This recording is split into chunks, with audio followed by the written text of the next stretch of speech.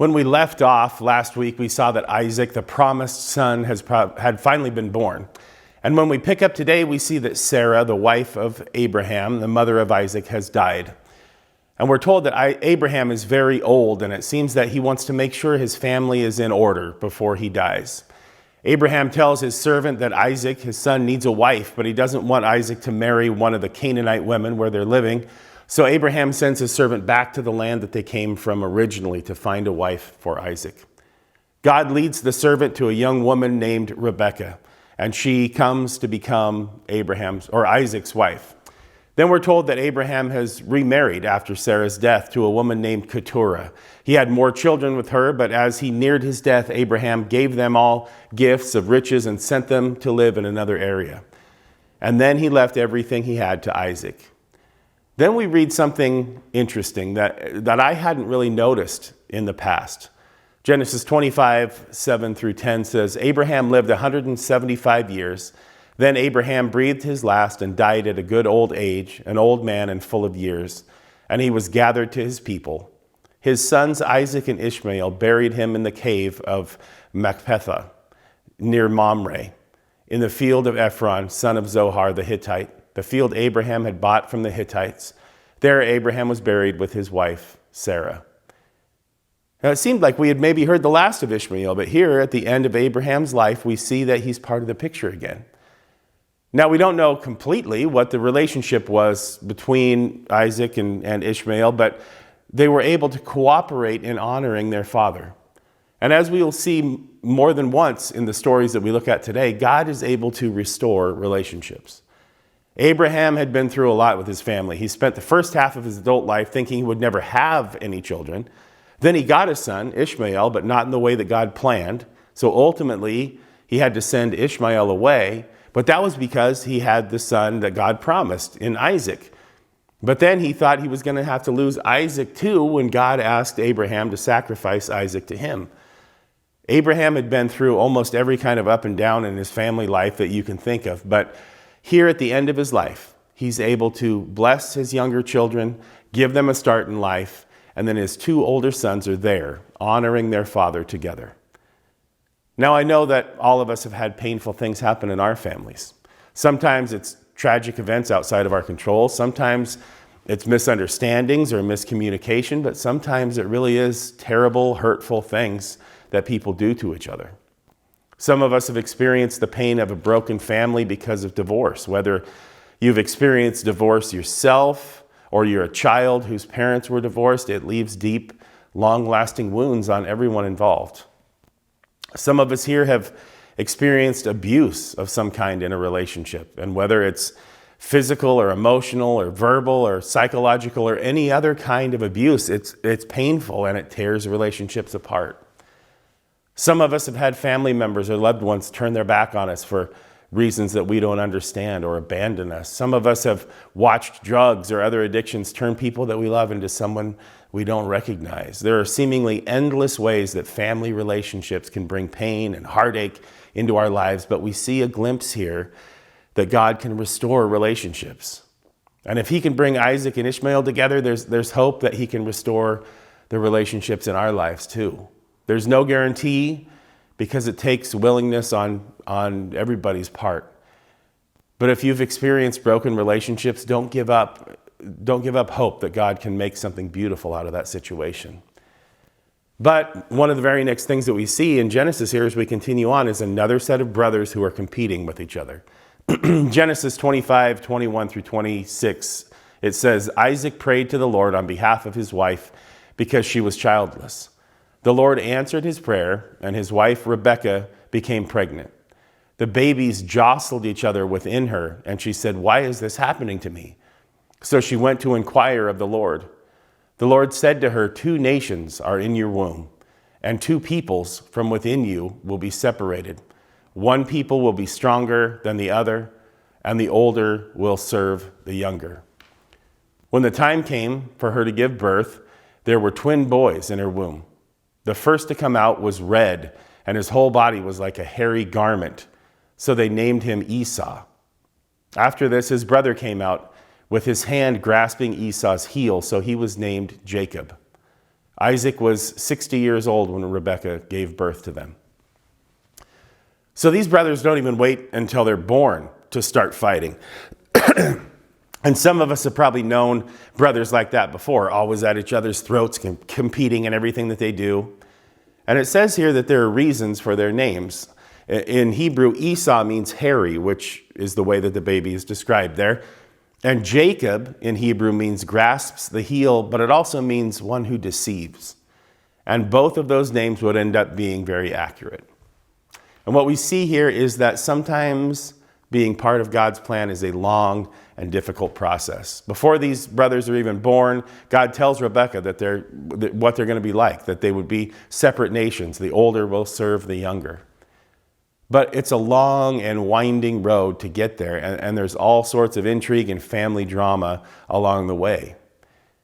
There were two very important things that the firstborn son received from his father in the Hebrew culture. The first was the birthright, which meant that he would receive twice as much inheritance as any of the other siblings in the family.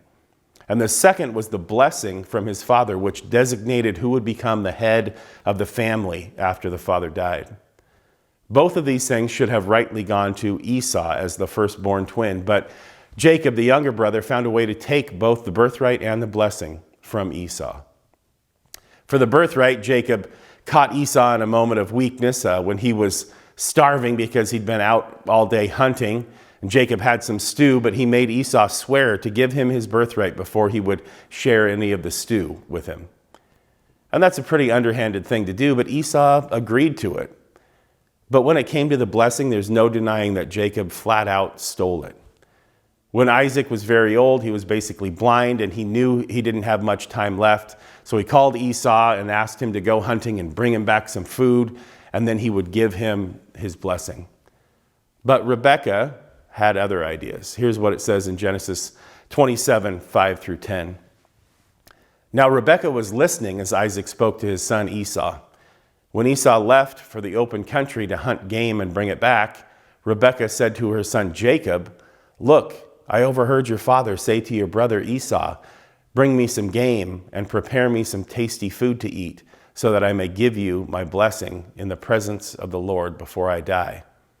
Now, my son, listen carefully and do what I tell you. Go out to the flock and bring me 2 choice young goats, so I can prepare some tasty food for your father, just the way he likes it. Then take it to your father to eat, so that he may give you his blessing before he dies."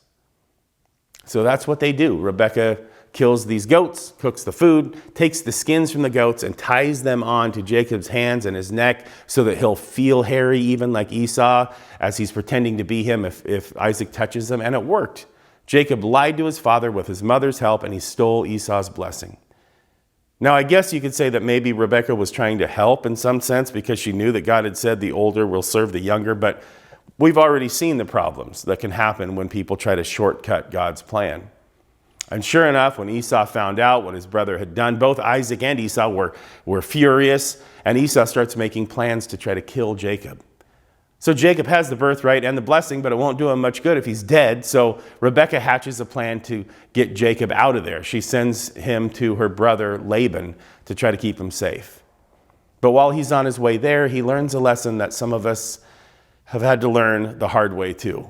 And that is, it's hard to run from God. Jacob was on the run from his brother who wanted to kill him. Jacob and his mother had a plan for him to avoid the wrath of Esau, but God wanted to make it clear that it wasn't the plans of Esau or Rebekah or Jacob or anybody else that mattered. It was God's plan and his promises. Those were the things that mattered. So while Jacob is on his way to his uncle's home, he stops for the night, grabs a rock to use for a pillow, lays down to get some sleep. And then in Genesis 28, 12 through 15, it says, he had a dream in which he saw a stairway resting on the earth, with its top reaching to heaven, and the angels of God were ascending and descending on it. There above it stood the Lord, and he said, I am the Lord, the God of your father Abraham, and the God of Isaac. I will give you and your descendants the land on which you are lying. Your descendants will be like the dust of the earth, and you will spread out to the west and to the east, to the north and to the south. All peoples on earth will be blessed through you and your offspring. I am with you and will watch over you wherever you go, and I will bring you back to this land. I will not leave you until I have done what I have promised you."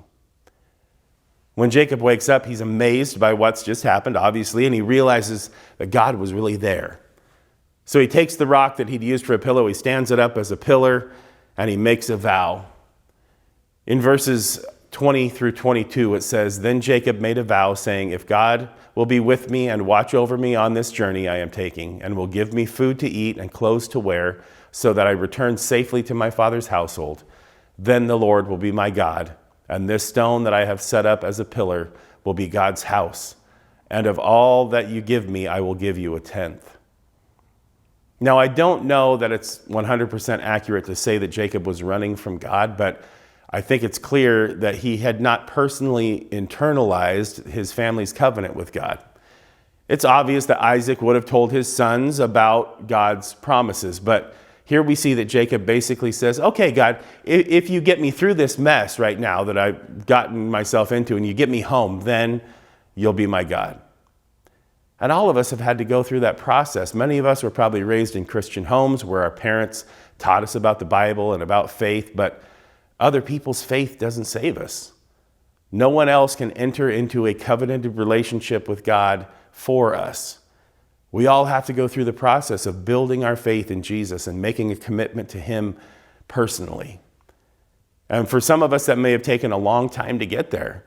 Some of us, like Jacob, have maybe made that kind of commitment when we're running from a mess that we got ourselves into. And some of us may still be running. But God is not going to stop pursuing you. He wants a relationship with you through His Son, Jesus. So if you're running, just know that God is there. All you have to do is turn to Him. He knows right where you are. He knows what you've done. He knows the situation that you're in. He knows how you got there. He loves you, and He wants you to know Him and His promises. And just like God offers us a new covenant in Jesus, in Genesis, He had reiterated His covenant with Jacob. And God does what Jacob asks. He provides for him during this time that he's away. And finally, Jacob gets to his uncle Laban's house, and he's welcomed there by his extended family. And right away, he notices that Laban's daughter Rachel is a beautiful girl. So he works out a deal where he can work for Laban for 7 years if he can marry Rachel. So Rachel must have been pretty special if he was willing to work that long, but he's so in love that it seems like no time at all. But then when the time comes for them to be married, Laban pulls the old switcheroo and secretly gives his older daughter, Leah, to Jacob as a wife. And when Jacob realizes this, he's obviously upset and confused, but Laban says, "Well, you can have my younger daughter, Rachel, as a wife too, if you work for another 7 years." And that sounds like craziness, but at least this time he gets the wife at the beginning of the 7 years instead of waiting until after he had done all the work. So Jacob has 2 wives who are sisters, and he really only loves one of them. And that's not really his fault. He got tricked into it, but it's sort of the principle of kind of what goes around comes around. Jacob is on the run because he'd been the one lying and manipulating to get what he wanted. And then when he finally did work for something, he got manipulated in the end. Jacob was trying to do what he said he would do, to find a wife from his own people. Leah was just doing what her father made her do. And now she's caught in a tense relationship. And Rachel was just waiting for her wedding day for 7 years. And now she has to share a marriage with her sister. How in the world is this going to come to anything good? Well, God blessed Leah because she was unloved, and she gives birth to 4 sons. And this is where things start to get muddled. Rachel hasn't been able to have any children, and so she gives her maidservant to Jacob to sleep with, and she bears him 2 sons. And then Leah has Jacob sleep with her maidservant, and she gives birth to 2 more sons. And then Rachel has some more kids, and God blesses Rachel, and she gives birth to Jacob's 2 youngest sons. And altogether, Jacob had 12 sons: Reuben, Simeon, Levi, Judah, Dan, Naphtali, Gad, Asher, Issachar, Zebulun, Joseph, and Benjamin. And after all of that, things start to go south with Jacob's relationship with his father-in-law. And in Genesis 31, verse 3, it says, "Then the Lord said to Jacob, 'Jacob, go back to the land of your fathers and to your relatives, and I will be with you.'" And this is that moment for Jacob, the moment like his grandfather Abraham had when God told him to leave his home and go to a land that He would show him. Jacob doesn't know how this is going to happen. He doesn't know how this is going to work out, but he knows two things. Number one, he knows going home means going right past his brother Esau, who probably still wants to kill him because he stabbed him in the back. But the second thing Jacob knows is that God has been faithful. He's kept his promises, and he's done what Jacob asked him to do. So Jacob sets out for home, and we see here that sometimes we have to face our past to move forward. Jacob has dealt honestly and he's worked hard for a lot of years, but now he's going back to a place where his past deception and lies fractured his family. And in Genesis chapter 32, his worst fears seem to be coming true. He sends messengers ahead to Esau to tell him that he has gifts for him. But in verse 6, it says, when the messengers returned to Jacob, they said, "We went to your brother Esau, and now he is coming to meet you, and 400 men are with him." So now Jacob is panicked. He splits his people and his possessions into two groups, thinking, well, at least if he wipes out one group, half of us might be able to escape. And then he does the only thing that he can do, and he prays. Verses 9 through 12 say, "Then Jacob prayed, 'O God of my father Abraham, God of my father Isaac, Lord, you who said to me, go back to your own country and your relatives, and I will prosper. I will make you prosper. I am unworthy of all the kindness and faithfulness you have shown your servant. I had only my staff when I crossed the Jordan, but now I have become two camps. Save me, I pray, from the hand of my brother Esau, for I am afraid he will come and attack me, and also the mothers with their children. But you have said, I will surely make you prosper, and will make your descendants like the sand of the sea, which cannot be counted.'" This sounds like a lot different person than when we first met Jacob, doesn't it? He's matured and his faith has grown, but he's still in a tight spot and he's afraid. But little did he know that he had a totally different confrontation coming before he even gets to Esau. Jacob sends his family and his servants across a river, but he stays on the other side. And then in Genesis 32, 24 through 30, it says, "So Jacob was left alone, and a man wrestled with him till daybreak. When the man saw that he could not overpower him, he touched the socket of Jacob's hip so that his hip was wrenched as he wrestled with the man. Then the man said, 'Let me go, for it is daybreak.' But Jacob replied, 'I will not let you go unless you bless me.' The man asked him, 'What is your name?' 'Jacob,' he answered. Then the man said, 'Your name will no longer be Jacob, but Israel, because you have struggled with God and with humans and have overcome.' Jacob said, 'Please tell me your name.' But he replied, 'Why do you ask my name?' Then he blessed him there. So Jacob called the place Peniel, saying, 'It is because I saw God face to face, and yet my life was spared.'" So Jacob was all amped up for a face-off with his estranged brother, but he had no idea he was going to be in a wrestling match with God. And like any encounter with God, Jacob leaves this incident a changed man. He's left with a limp to remind him of what happened and probably to help him with humility. But God also gives him a new name, Israel, which means to contend with God. And Jacob realizes that he really didn't win this wrestling match with God in his own strength. And he says in that last verse that he probably should have been dead because he saw God face to face, but that his life was spared. And just like it is for us, when you have encountered God, it changes every other situation. Wrestling with God gave Jacob the humility, but also the faith and the confidence he needed to face his past and to face his brother Esau. Earlier, he had sent servants and gifts and messengers ahead to try to deflect Esau, but in Genesis 33, we see that Jacob is leading the way. In verses 2 through 4, it says, "He put the female servants and their children in front, Leah and her children next, and Rachel and Joseph in the rear. He himself went on ahead and bowed down to the ground 7 times as he approached his brother. But Esau ran to meet Jacob and embraced him, and he threw his arms around his neck and kissed him, and they wept."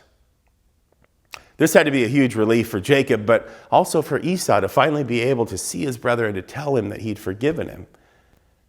And just like at the beginning with Isaac and Ishmael, we see that God can restore even broken relationships. The whole family, from Abraham to Sarah to Isaac to Rebekah to Jacob to Esau, They'd all made some big mistakes, but God had remained faithful to his promises. And one thing that we see in all the people that God has included in his plan so far is that they were teachable. They learned lessons, oftentimes the hard way, but they grew and they changed. Abraham grew an incredible amount of faith. He and Sarah learned patience to wait on God's plan. Ishmael and Isaac came together to honor their father. Leah and Rachel came together to support their husband. Jacob learned humility and trust, and Esau learned to forgive. God doesn't use perfect people because none of us are perfect. But if we stop running and we allow him to encounter us, if we let him teach us, even sometimes painful lessons, if we're willing to grow and let him shape us, he can and will use us for his mission and his purpose, and we can find restoration and purpose and blessing from God in the process. Let's pray. Father, thank you for the ways that you do bless us. Sometimes we miss those blessings. Sometimes we see those blessings as hardships until we get to the other side and we realize that it truly was a gift from you. We know that sometimes we run from our past, and sometimes we need to face that in order to move forward. But we know the thing that we need most is an encounter with you. That as we seek you in your word and in prayer and through participating with your church and your people, that we encounter you more and more. And that will give us the humility and the faith and the confidence that we need to face the things that we need to face to get to the place that you're calling us to be. We know that you are always with us, that we're never in any situation or battle or struggle alone. And we're grateful for that. We ask that you would help us to trust you more and more each day. And as we do, that those little steps of faith that we take, that you would bless those, you would reveal to us what you're doing, and you would build our faith as we follow you each day. And we ask it in the name of Jesus. Amen.